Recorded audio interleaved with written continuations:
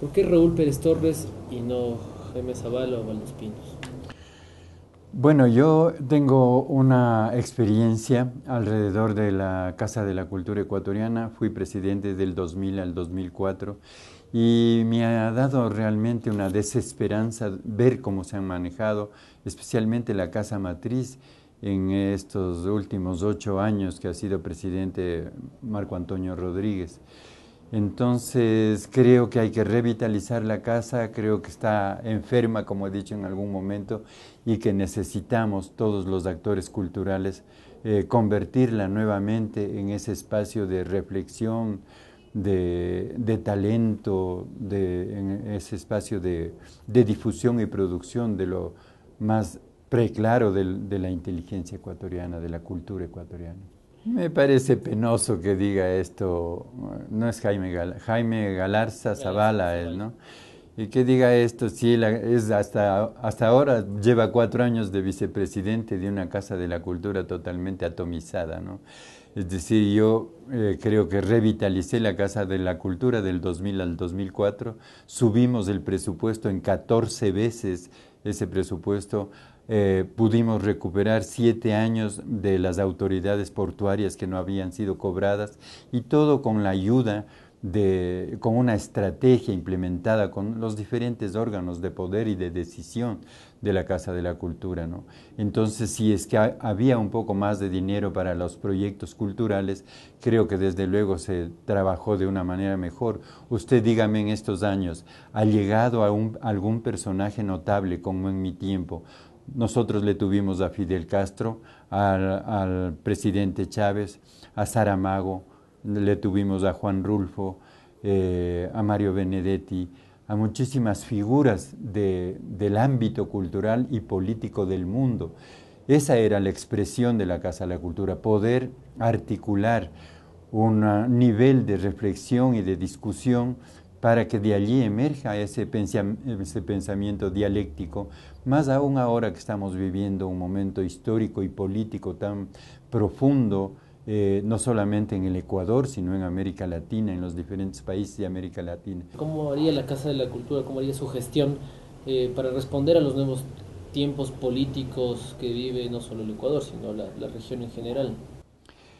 Es un momento de transición donde debemos alinearnos por un fin común, que es la creación de un clima cultural que aliente por igual la diversidad de expresiones que contiene nuestro país, que enriquezca los espacios de acción de nuestro país. Es decir, nosotros estamos conscientes de que pertenecemos al Sistema Nacional de Cultura, porque eso dice la Constitución, porque eso es lo que nosotros hemos votado, y considero que ese Sistema Nacional de Cultura nos va a permitir dialogar, reflexionar sobre los grandes proyectos de cultura nacionales, es decir, una revolución cultural, he dicho, una revolución ciudadana, tiene que ir de la mano de una revolución cultural. El punto más álgido y el punto más importante de nuestro programa es democratizar la casa. Cuando yo le estoy diciendo alrededor de esos talentos de la juventud, esas nuevas expresiones de la cultura, esa nueva expresión de la tecnificación, estamos viviendo una tecnificación acelerada y la tecnificación es buena o es mala según el comportamiento social de cada uno, según lo que les vamos a decir, a implicar a la imaginación de los niños. Entonces creo que esa es una de las partes principales, el apoyo irrestricto a los proyectos que armonicen y enriquezcan la interculturalidad. Como usted sabe, la interculturalidad, todas las culturas del mundo son interculturales. Entonces, el respeto a las diversidades, reconociendo la libertad y autonomía de las culturas y desde luego sus expresiones intrínsecas. Entonces creo que democratizar la casa, dejar que corran vientos nuevos, estos vientos que están corriendo en América Latina, de liberación, de democratización, creo que siempre serán importantes. La desgracia es las respuestas que da el presidente Marco Antonio Rodríguez frente a esta problemática de las ediciones, frente al gobierno. Es decir, en algún momento dijo que el gobierno actual del presidente Correa era el sepulturero de la cultura. Luego, en otras entrevistas en el diario El Comercio, dijo que él publicaba cosas de las provincias porque tenía muchos lazos de amistad con los presidentes. Entonces, no, hay que hacer como en toda editorial, es decir, toda editorial que se respeta tiene sus lectores. Esos lectores son los que ponen el informe de si vale o no vale el libro. ¿Cuál es el punto central, lo esencial de esta nueva propuesta suya, de este regreso posible suyo a la Casa de la Cultura? Bueno, yo quiero consolidar el prestigio de la Casa de la Cultura ecuatoriana, pero yo creo que sí, especialmente la matriz. En los núcleos se trabaja de otra forma, hay núcleos que tienen una gran representación dentro del pueblo, dentro de la colectividad, pero la casa matriz, por favor, cuando usted habla, están unos intelectuales y esto es una élite, pero una élite totalmente desprestigiada, o sea, no encuentro que haya allí algo. En lo nacional, peor en lo internacional, es decir, nos hemos olvidado de lo internacional. Es una casa aislada, además. Desde luego, totalmente aislada. Los espacios son de la burocracia, no son los espacios de los teatreros. Cuando estuve del 2000 al 2004, ingresaron como 10 o 12 grupos de teatro que todavía están allí y que Marco Antonio Rodríguez quiso sacarlos. Tuvieron que hacer una gran marcha de los teatreros para que no sea así. Entonces lo que hay que hacer es alentar ese movimiento. La Casa de la Cultura pertenece a los actores culturales, no a los secretarios ni cosa por el estilo. ¿Cómo lograr una consolidación mayor a nivel internacional de la Casa? Hay un posicionamiento, más bien no existe un posicionamiento de la Casa de la Cultura. No existe. Fuera del Ecuador la Casa de la Cultura no existe. Claro. ¿Cómo lograr eso?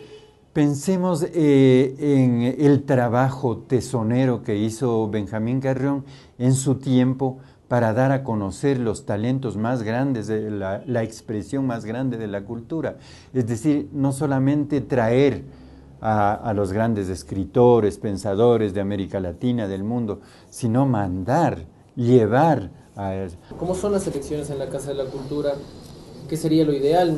No sé si las reglas estén cambiando ahora. Es una cosa increíble lo que están haciendo las actuales autoridades de la Casa de la Cultura, ¿no? Se supone que el reglamento de elecciones estaba muy bien sostenido, así lo había dicho yo, porque presentaba esta alternativa de una votación de todos los miembros de todos los núcleos de las provincias, a más o menos 3.000 votantes. Es una suerte de elección universal. Una suerte de elección, dice en el reglamento, elección universal, democrática y secreta. Pero ¿qué puede tener de democrática si es que ahora, este momento, están haciendo una interpretación estas autoridades?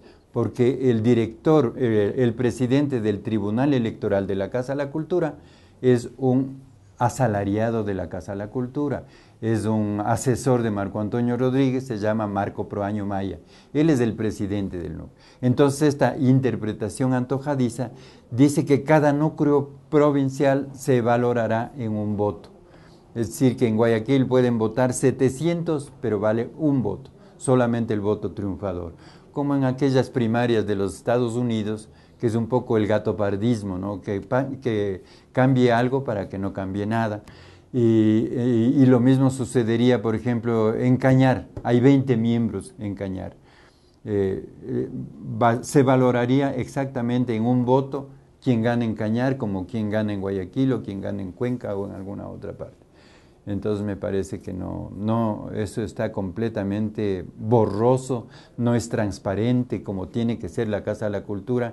La Casa debería ser un ejemplo de transparencia, pero esta antojadiza interpretación del reglamento puede hacer daño. Pero esto ya quedó establecido, así se va a elegir el presidente.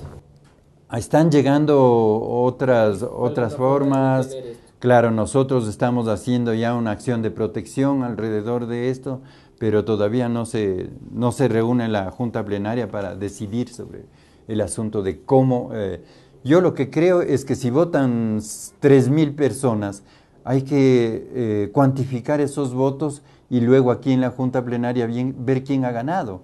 pero no traer solamente un voto de todos esos votos. Los tiempos son como para una teoría del encanto, ¿no? Es decir, ¿qué es lo que viene? ¿Qué es lo que va a pasar? ¿Cómo está inscrito el pensamiento ecuatoriano dentro de la política, dentro de la ideología de nuestros países? ¿Qué es lo que está pasando en Venezuela? ¿Qué está pasando en Cuba? ¿Qué está pasando en Argentina, en Brasil? Yo creo que nuevos tiempos están recorriendo América Latina. Esos tiempos de soberanía, esos tiempos de otra manera de expresar la libertad, no la individual, sino la colectiva. Entonces creo que eso a mí me da muchísima esperanza. Yo quiero trabajar con los jóvenes, con aquellas personas que están involucradas en este proceso y creo que eso nos da muchísima esperanza. Yo no tengo desencanto de la cultura, tengo encanto de esta nueva cultura que está apareciendo en el mundo.